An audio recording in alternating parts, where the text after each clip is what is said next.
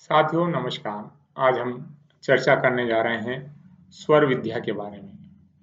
आप में से कई लोगों ने इस बारे में सुना होगा और अधिकांश को इस बारे में जानकारी नहीं होगी, क्योंकि यह ज्ञान अनेकों अनेकों वर्षों तक रहस्यमय बना रहा।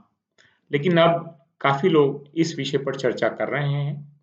हम सीधे सब्जेक्ट पर आते हैं कि हम जब श्वास लेते हैं तो सामान्यतः एक नासिका से अधिक और एक नासिका से कम श्वास हमारे अंदर जाती है।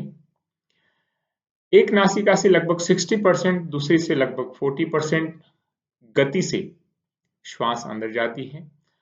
अब जब हमारी लेफ्ट नॉस्ट्रिल से हम श्वास ले रहे हैं तो हम बोलेंगे ईड़ा नाड़ी एक्टिव है या चंद्रस्वर एक्टिव है।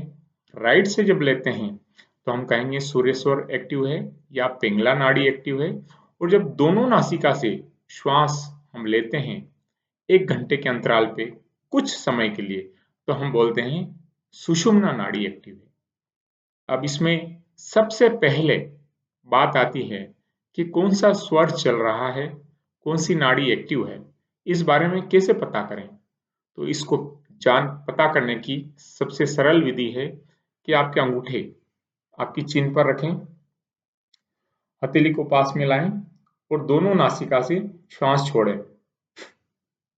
जिस भी हथेली पर आपकी हवा, नासिका की हवा ज्यादा नीचे तक जा रही है, आप वो समझें कि आपकी वो नॉस्ट्रिल एक्टिव है।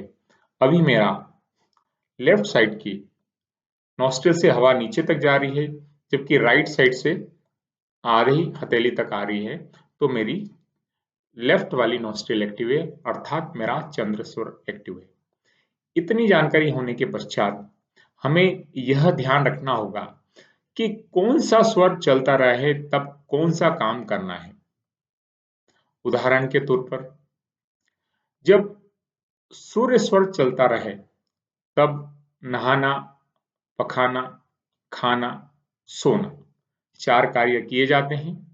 और जब चंद्र स्वर एक्टिव है तब हम लिक्विड जल पान करते हैं तब, या लघु शंका करते हैं तब। चंद्र स्वर के एक्टिव रहते हैं हम ये काम कर सकते हैं। इसके अलावा जब कभी लंबी यात्रा पे हम जाते हैं तो घर से लेफ्ट लेग बाहर निकाल के हम निकलें तो हमारी यात्रा काफी अच्छी होगी। इस तरह से हम देखते हैं।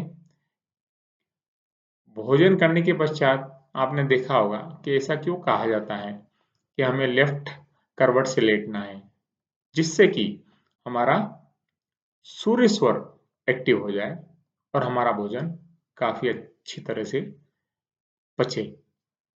धन्यवाद।